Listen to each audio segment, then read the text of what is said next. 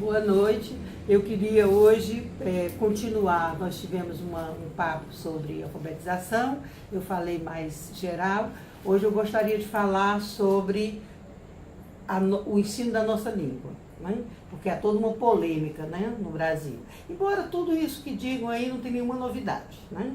O Brasil já utilizou o método fonético, por exemplo, durante dezenas de anos, né?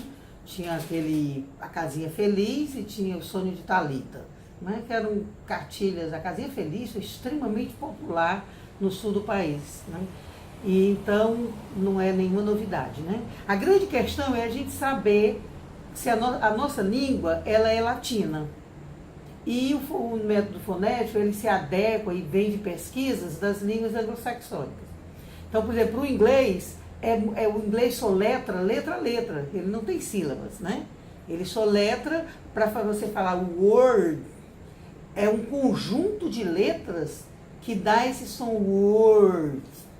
Nós, a nossa língua, a unidade linguística é a sílaba. Nós temos consoantes e vogais. As consoantes, o nome está dizendo, ela é consoante, ela soa com. Então ela não vale sozinha. F não significa absolutamente nada. Não tem por que ensinar F à criança. Por quê? Porque ela vai ler F, L, A, isso não é Flá, né?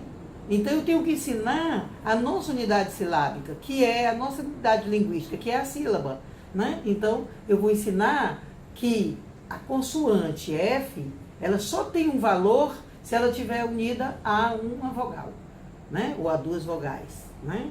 Ela é anasalada se eu tiver uma vogal e mais um M, ou um N, ou uma representação de um tio, um circunflexo. Então ela vai variando, mas sempre acompanhada de uma vogal. Então eu tenho Fá, Fé, Fi, Fó, Fu, Tá, Té, Ti, Tó, Tu, Má, Mé, Mi, Mo, Mu, Sá, Sé, Si, Só, Su. O outro grande problema dos métodos fonéticos que estão querendo reimplantar hoje, né, é que eles não condizem com o nível de linguagem do povo brasileiro. O povo brasileiro fala Flamengo, fala Creusa, fala Problema, né? Então como é que eu vou alfabetizar se eu nem consigo que o sujeito fale corretamente os nossos fonemas, né? Então eu preciso, agora, se eu tiver uma pessoa que fala problema, ela lê problema. Se eu botar as sílabas, ela lê. Incrível, ela lê, a escrita está correta e ela fala incorreto, mas ela é capaz de decodificar. Por quê? Porque a nossa unidade é silábica. Então é fundamental que nós não abandonemos os métodos que são silábicos. São vários. Tem o método natural, tem o método global, tem o método Paulo Freire, tem o meu método, que junto Paulo Freire com o Piaget, tem, que é o famoso da ficha esquema, tem N metodologias que trabalham com isso. Por que eu preferi, qual a importância, por exemplo, do Paulo Freire na alfabetização da criança? Tem nada a ver com política, com contextos gerais, né? Tem a ver que ele descobriu que as pessoas aprendiam mais se tivesse inserido nas suas comunidades. Então, ele procurava o que ele chamou de universo vocabular, saber o que as pessoas pensavam, onde elas viviam, o que elas faziam. E a partir dali, ele tirava o que chamou de palavra geradora, e dessas palavras geradoras, ele desmembrava suas famílias silábicas para formar novas palavras. Então, é uma realidade porque coincide exatamente com o que Piaget chamou de esquema de assimilação, né? Que depois, num outro vídeo, nós vamos falar sobre os esquemas de assimilação. Então, é fundamental que parta-se do princípio do indivíduo. Segundo, que é extremamente criativo, né? Porque ele parte de uma permutação matemática.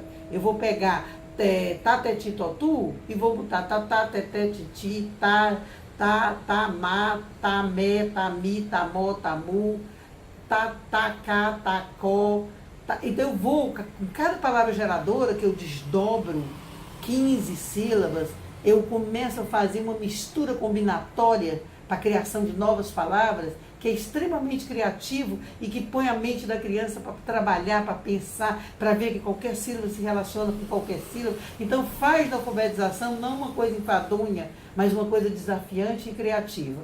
Então é muito importante que a gente use esse método, está explicado no meu livro Pré-Escola e Alfabetização, e tem lá como é que usa a ficha esquema, né? Como é que a gente usa essa ficha, como é que a gente elege a palavra geradora, como é que a gente faz a silabação com as crianças, né? Então esse é um segundo tópico que eu queria falar com vocês sobre alfabetização.